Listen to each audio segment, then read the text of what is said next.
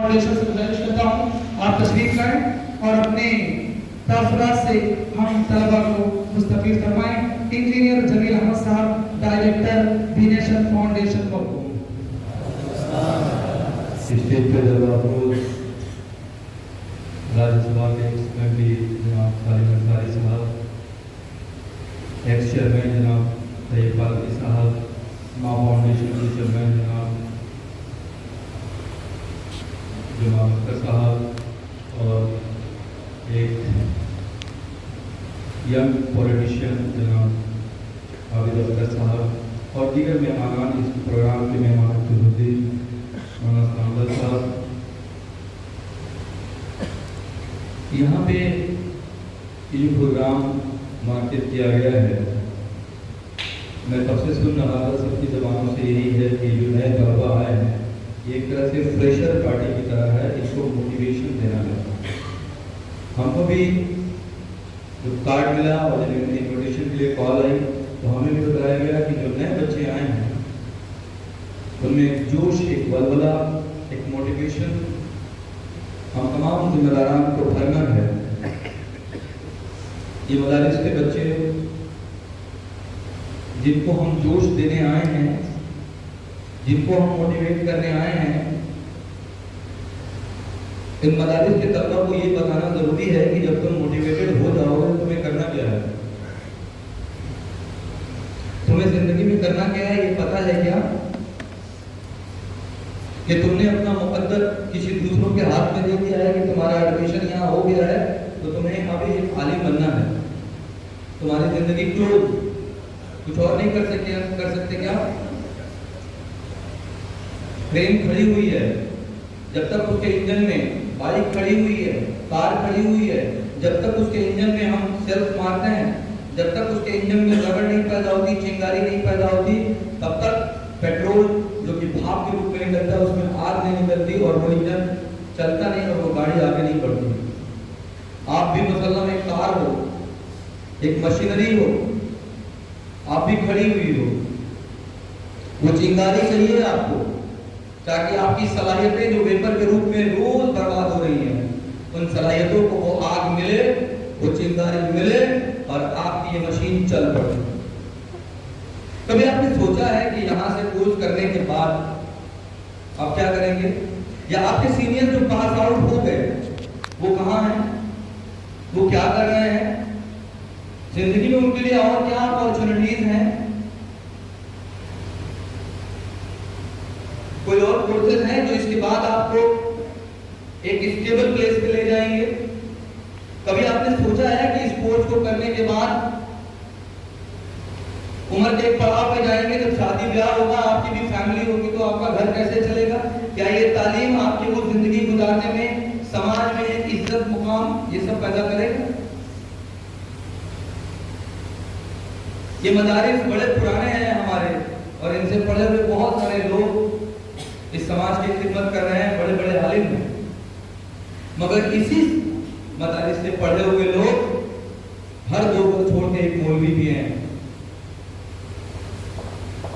ऐसा तो नहीं हिंदुस्तान के एजुकेशन सिस्टम में कि जो मौलवी हो गया अब वो और कोई एजुकेशन नहीं ले सकता, या आपके दिमाग की लाइब्रेरी भर गई है हदीस पढ़ पढ़ के, कुछ और एजुकेशन नहीं ले सकते। इतनी मोटी मोटी हदीस की किताबें हैं, मैं इंग्लिश पढ़ाता था एक मौलाना साहब को, इतनी मोटी मोटी हदीस की किताबें थी, इतनी बड़ी बड़ी, उतनी लंबाई चौड़ाई की तो की किताब होती ही नहीं, और 7-7 किताबें थी उनके पास। बोले हमारा कोर्स है, उतनी मुश्किल किताबों को पढ़ पढ़ के याद कर करके आप लोग एक डिग्री लेते हैं। और हर समाज में, हर महफिलों में आपको इसी ख्यालात से नवाजा जाता है कि ये एजुकेशन जो ले रहे हैं इससे हम पिछड़ रहे हैं। यहां तक की बात यहां से शुरू होने लगी कि तालीम को आप तक दो तरीके से रखा जाने लगा, दीनी और दुनियावी तालीम। अरे यही दीनी तालीम है जिसने बताया कि फिंगरप्रिंट क्या होता है, यही वो तालीम है जिसने बताया कि ये एक दुनिया नहीं है, अल्हम्दुलिल्लाह रब्बिल आलमीन। यही वो तालीम है जिसने बताया कि ये एक दुनिया नहीं है जिसका हमारा रब मालिक है। यही वो तालीम है जिसने बताया कि ऐसी ऐसी नजारे कितनी दुनिया है। सूरज का आप साइज जानते हैं? ये सूरज जो रोज हमें रोशनी देता है, आप नहीं जानते क्योंकि आपके कोर्स में नहीं है ये सब। सूरज करोड़ों साल से इतनी गर्मी हमें दिए जा रहा है, आप जानते हैं कैसे देता है? वो नहीं जानते। अल्लाह ताला ने एक फैक्ट्री बनाया कि सूरज से रोशनी जो आएगी उसमें ताकत है। उस रोशनी को पकड़ने के लिए हर पत्ती में एक किचन बना दिया जिसका नाम क्लोरोफिल रख दिया।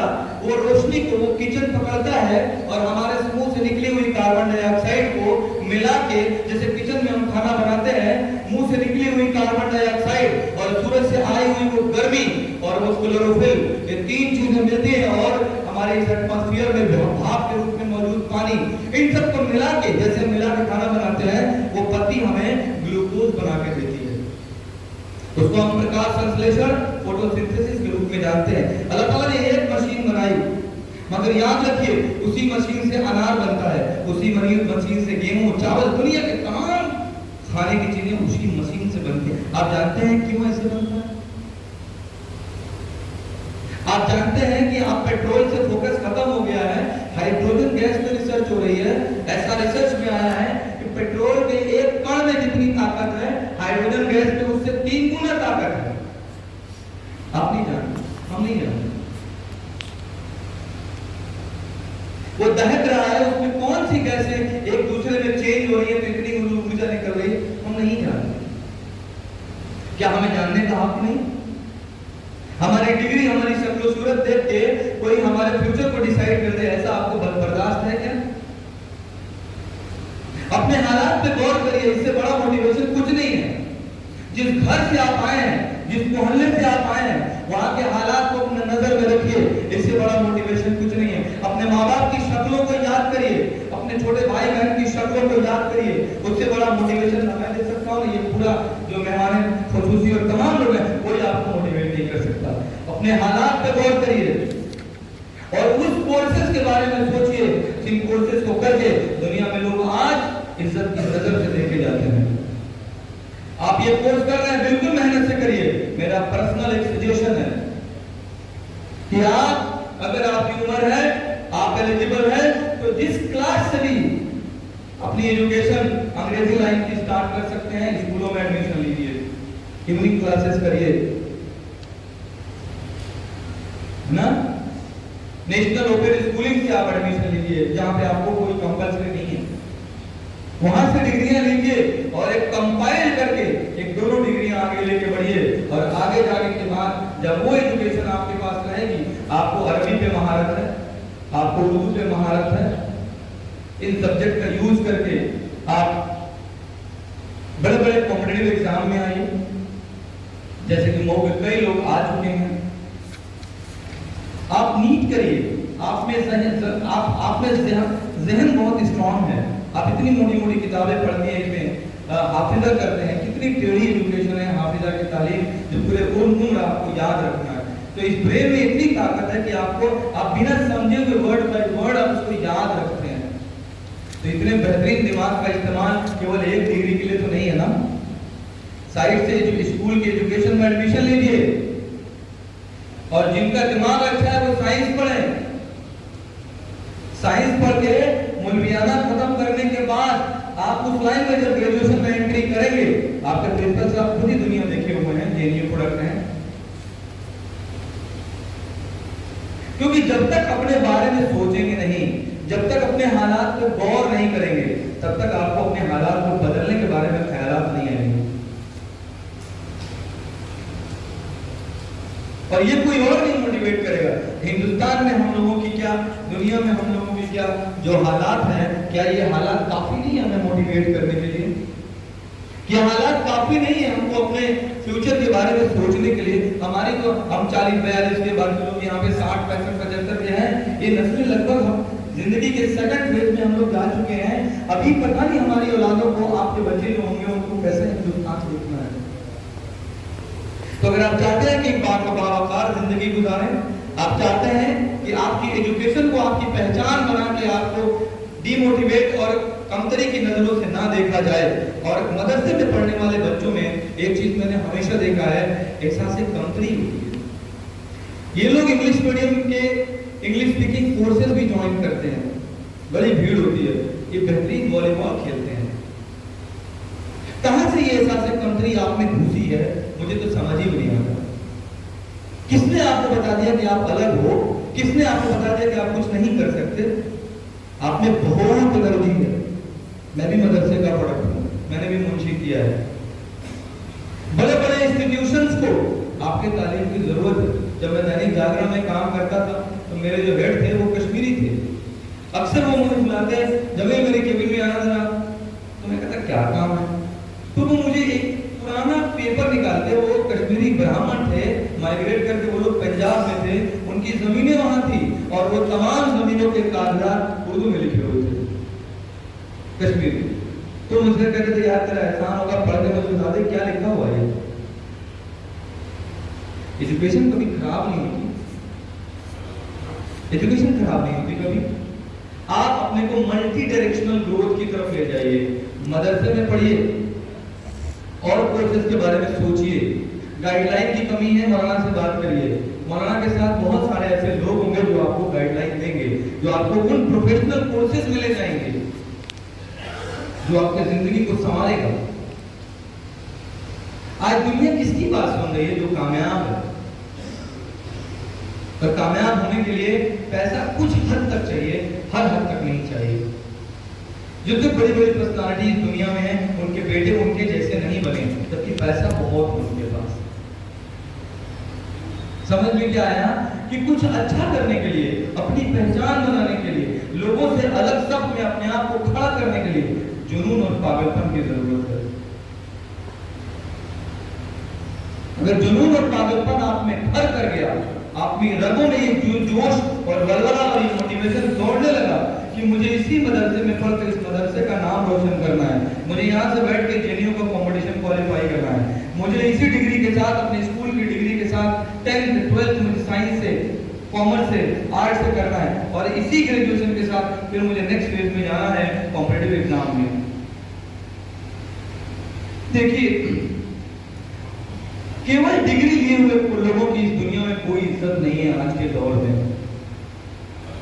तमाम लोग जो देश चला रहे हैं, जो बड़े बड़े ओहदों पे फायर हैं, सब लोग कंपटीशन ज्यादातर लोग क्वालिफाई करते हैं। और कंपटीशन क्वालिफाई करना नाम है दूसरों के मुंह का निवाला छीनना। 10 सीट है, 100 लोग एग्जाम देने वाले हैं, 90 लोगों को पढ़ाना है, 10 को लेना है। तो आप में अगर कॉम्पीट करने की सलाहियत पैदा हो जाती है, लोगों के आगे से अगर छीनने की सलाहियत पैदा होती है इज्जत के साथ, लोगों के सामने ये बताने में आपको कि मैं कॉम्पिटिटर हूं तुम्हारा, आई कैन कम्पीट यू, मैं तुम्हें पीछे ढकेल दूंगा, मेरे में वो सलाहियत है। तालीम के मैदान में जब मैं बैठूंगा और तुम बैठोगे तो मैं तुम्हें पीछे ढकेल दूंगा, ये सलाहियत है मेरे में। तुम्हारा लिबास देख के अगर उसमें ये कहीं से एहसास आ रहा है कि ये बच्चा तो अरबी मीडियम का है और कहीं तुमने उस कंपटीशन में अपनी जबान खोली और अरबी और इंग्लिश दोनों स्टार्ट कर दिया, तो सामने वाले का कॉन्फिडेंस 2 मिनट में नाखून पे आ जाएगा। तुमने अगर साइंस की बातें शुरू कर दी तो सामने वाले का कंपटीशन फट से नीचे आ जाएगा। लेकिन तुम अपनी ही एजुकेशन को बोलते रहे तो आज समाज में, आज इस मुल्क में आपको देखने का जो नजरिया है, उस नजरिए से अपने आप को हटाइए, इस तालीम पे लगे रहिए। मगर फिर मैं कहता हूँ, साइड से अगर उम्र है तो स्कूली एजुकेशन में एडमिशन लीजिए, मत जाइए क्लास करने। 10th कीजिए, 12th कीजिए, बीए कीजिए, फिर देखिए कितनी राहें आपके लिए खुली हैं। और जो ये जोश और वलवला जो यहाँ से आप भरेंगे ना, उन जोश और वलवल वाली गाड़ी चलाने के लिए आपको वो रास्ते मिलेंगे, आपको वो मंजिल दिखना शुरू हो जाएगी। अभी आपके मुझे ज्यादातर बच्चे इसमें हैं जिनकी काउंसलिंग की जाए, चेयरमैन साहब, एमपी सर, ज्यादातर बच्चे ऐसे हैं जिनकी काउंसलिंग अगर हम लोग करें तो इनके 100 में से 90 बच्चों को अपना लक्ष्य पता नहीं होगा, इनको गोल ही नहीं पता है कि इन्हें करना क्या है। इसलिए मैं प्रिंसिपल साहब से ये गुजारिश करूंगा कि जैसे आपने हिम्मत करके इतना बड़ा प्रोग्राम कराया है, टाइम टू टाइम इनको मोटिवेट भी करना है, मगर सर करियर काउंसलिंग का भी थोड़ा सा इंतजाम करने के लिए वो करियर काउंसलिंग जो इन बच्चों को बताएं कि तुम अभी ये हो और ये देखो ये तमाम रास्ते हैं जो तुम्हारे लिए खुले हुए हैं, मगर तुम्हें नॉलेज नहीं है। वो करियर काउंसलिंग करा के इनको डिफरेंट प्रोफेशनल कोर्सेज से भी जोड़िए। जब ये बच्चे उन कोर्सेज में जाके कमाल पैदा करेंगे तो कहीं ना कहीं इस अदारे का भी नाम रोशन होगा। और आज हम मदरसों के मॉडर्नाइजेशन की जो बात कर रहे हैं, ये बच्चे मदरसे से निकल के और कोर्सेज में जाके कामयाबी हासिल करके उन ओहदों पे फायज होके दुनिया को ये बताएंगे कि मदरसे अब मॉडर्न हो चुके हैं, आपको बदलने की जरूरत नहीं है, हम लोग खुद मॉडर्न हैं। Along with your old education, along with your religious education, you have taken a lot of technical and professional courses. You know what is exactly science, what all the things is being said by the God in the Quran Sharif. You know very well. When you will explain all those things among the people, that what exactly this ayah means, what exactly our God is saying, what exactly Islam means, what exactly my personality means, what exactly madrasa is. Then that time the people will believe you. Exactly, he is from Jamia Arabia. He is from Darul Uloom. I can't believe. How can he speak so well? How can he explain all the processes of the science? Yes, that time they will believe. Yes, madrasa becomes modernized. No one is needed to change our culture. No one is needed to say that old education is being done in the madrasa. No, no, no. Our education is always modern. Till Qiyamah, this education will be modern education. And we require what? हमें किसकी जरूरत है? In education को, इस मदरसे की education को जिंदगी जिस नजरों से देखना चाहती है उस नजर से मॉडिफाई करके इस तालीम को पेश करने की जरूरत है।